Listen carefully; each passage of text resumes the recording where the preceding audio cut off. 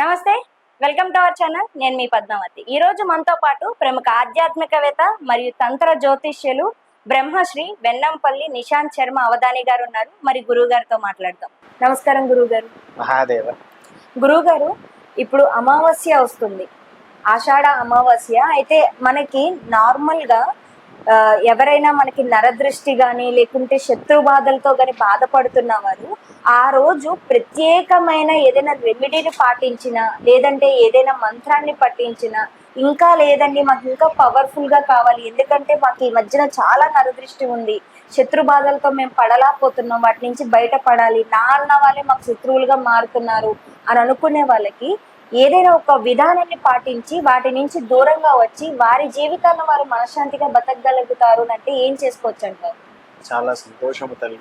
వాస్తవానికి ఏంటి అని అంటే, నరఘోషకు అత్యంత శక్తివంతమైనవి రెండు వస్తువులు ఉన్నాయి తంత్ర విద్యలో. మొదటిది వచ్చేసేసి ఏంటయ్యా అంటే అర్రక జాన్ ఉంటుంది, నల్లటి బొట్టు. ఆ నల్ల బొట్టు మనం ఎప్పుడైతే ధరిస్తామో మనలో ఉండేటువంటి పీడ దోషలు నివారణ అవుతాయి. ఇంకొకటి వచ్చేసేసి చాలా మంది మనందరికీ కూడా తెలిసిందే, ఏంటి, ఇంటి ముందు పట్టిక కానివ్వండి, లేకపోతే కళ్ళమంద కానివ్వండి, గుమ్మడికాయ కానివ్వండి, కొబ్బరికాయలు దిష్టిగా మనం కట్టేసుకుంటూ ఉంటాము, అవునా? కాకపోతే అలా కట్టుకోవడానికి ఇవన్నిటికంటే మించింది నీటి ఏనుగు నార అని దొరుకుతుంది. ఆ నీటి ఏనుగు నారను ఎప్పుడైతే కడతావో మనలో ఉండేటువంటి నరఘోష అనేది నివారణ అవుతుంది. ఒక మనిషి బొట్టు పెట్టుకుంటారు కదా తల్లి. పూర్వంలో స్త్రీ అయినా పురుషుడైనా ఎలాంటి బొట్టు పెట్టుకునేది? ₹1 బిల్లంత సైజు ఉండేది, అవునా కాదా? ఇప్పుడు రాను రాను ఏమైంది, అది చిన్న చుక్క లెక్క, కనిపించని చుక్క లెక్క ఉంది.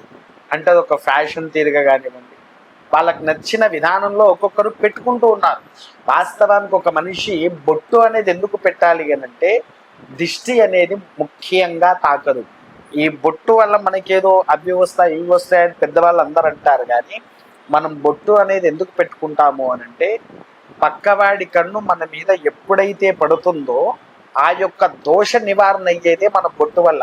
మీరు సాధారణంగా ఇది నేను ఒక చిన్న వర్డ్లో చెప్తా, అబ్జర్వ్ చేసుకోండి. మనమందరం బొట్టు పెట్టుకుంటాము.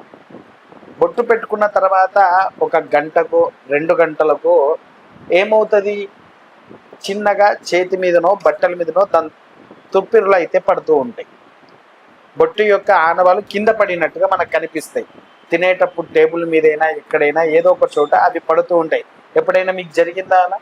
పడ్డట్టుగా మీకు అనిపించిందా? లేదు. ఇప్పుడు మనం బొట్టు గంధం గాని భస్మం గాని పెట్టుకుంటావు కదరా, దాన్ని తడిపేసి మనం పెట్టుకున్నప్పుడు ఇట్లా రవ్వలు కింద పడినట్టు నువ్వు ఎప్పుడు చూడలేదా? గంధం తడిపి పెడితే వస్తుందండి. ఇప్పుడు అంతా హైటెక్స్ అయిపోయింది కదండి, ఇలాగ తిలకాలు పెట్టుకుంటున్నాం, దాని వల్ల అయితే లేదు. నేను మామూలుగా కుంకుమ అయినా ఉంది కదా, కుంకుమ పెట్టుకున్నా కింద రాలుతుంది నార్మల్ గా, అవునా కాదు? అందుకోసం ఏంటి అంటే, ఈ బొట్టు మనం ఎప్పుడైతే ధరిస్తామో ఎదుటి యొక్క మనిషి కన్ను దృష్టి అనేది నీ మీద ఎప్పుడైతే పడుతుందో అది రాలదు, కింద పడదు. అదేంటి అని చెప్పేసి అనుకుంటే మీకు ఇంకో విషయం కూడా చెప్తా. ఎంతో మంది ఇళ్లలో గంధముతోని ఓమని రాసుకున్న వాళ్ళు ఉన్నారు, స్వస్తికని రాసుకున్న వాళ్ళు ఉన్నారు. కానీ ఇంటికి ఉన్న గంధము వీడి కింద పడుతుందా? లోపల దేవుడి దగ్గర ఉండేది పడదు కదా. బయట రాసిన దానికి చూడండి, వారం రోజుల వరకు దాని తేజస్సు ఎక్కడికి పోదు. ఆ ఓం అనే దానికి వారం రోజుల తర్వాత తగ్గిపోతూ ఉంటది. దాంట్లో కూడా ఎందుకు, ఎప్పుడైతే దిష్టి తాకుతుందో అదంతా కూడా వీటిలో నిమగ్నమై ఉంటుంది. నువ్వు ఎప్పుడైతే ఆ బొట్టు ధరిస్తావో మనలో ఉండేటువంటి నరఘోష పీడ ఏదైతే ఉందో సంపూర్ణంగా నివారణ అవుతుంది. అందుకోసమే మొదలుగా పెట్టుకునేది ఏంటయ్యా అంటే, అర్రకజ అనేది మనిషికి అవసరమైంది. ఆ యొక్క బొట్టును నువ్వు ఎప్పుడైతే ధరిస్తావో అది ధరించిన తర్వాత మనలో ఉండేటువంటి నరఘోష అనేటువంటి దోషం పోతుంది. రెండవది నీటి ఏనుగు నార. ఆ నీటి ఏనుగు నారను నువ్వు ఎప్పుడైతే ఇంటి ఎదురుగా కట్టేసుకుంటావో అప్పుడు పోతుంది. నీకు నీటి ఏనుగు అంటే ఐడియా ఉందా తల్లి?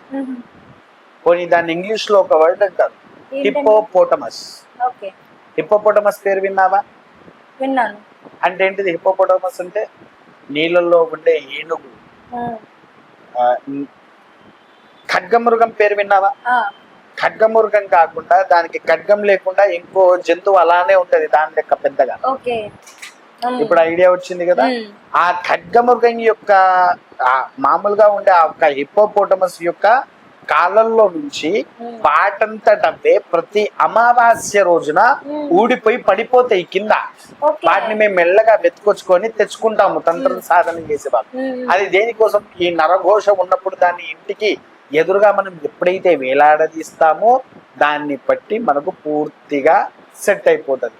అందుకోసమే ఏం చేస్తాము అంటే ఈ యొక్క నీటి ఏనుగు నార అత్యంత అవసరమైన ఇంటికి మాత్రమే. ఎందుకంటే అవి చాలా అరుదుగా దొరికేటివి. ఎందుకంటే అవి కొన్ని ఒక్కొక్కసారి నీళ్ళలో విడిచిపెట్టేసి అవి తొక్కిన తర్వాత దాని ఖాళీగా పడిందంటే అది మొత్తం మళ్ళీ పిండి పిండి అయిపోతుంది కదా. అది పచ్చిదనంతో ఉన్నప్పుడే దాన్ని తెచ్చుకొని మేము దాచుకుంటాం అన్నట్టు. అది దాచుకున్నప్పుడే బయట వాళ్ళకి ఇస్తాం. అది తెచ్చుకోవడానికి మాకు చాలా కష్టం అవుతుంది.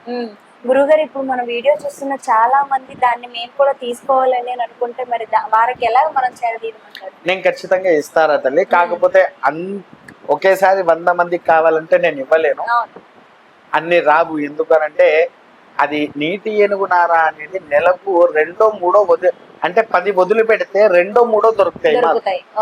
అట్లా ఉన్న వాటిని ఇవ్వగలుగుతా. కాకపోతే దాని విలువ కూడా చాలా ఎక్కువది. ఎందుకనంటే మేము అడవిలలో దానికోసం పాకులు పడి కష్టాలు పడి అడవి మనుషులకు కూడా ఇన్ని డబ్బులు చెల్లించి వాటిని తెచ్చుకుంటాం అన్నట్టు. దాని విలువనే చాలా ఎక్కువగా ఉంటుంది. అందుకోసం ఏంటి అని అంటే దాన్ని తీసుకువచ్చి ఇంటి ఎదురుగా కట్టేసుకుంటే నరఘోష నరదృష్టి అనేది సంపూర్ణమైన నివారణ అనేది జరుగుతుంది.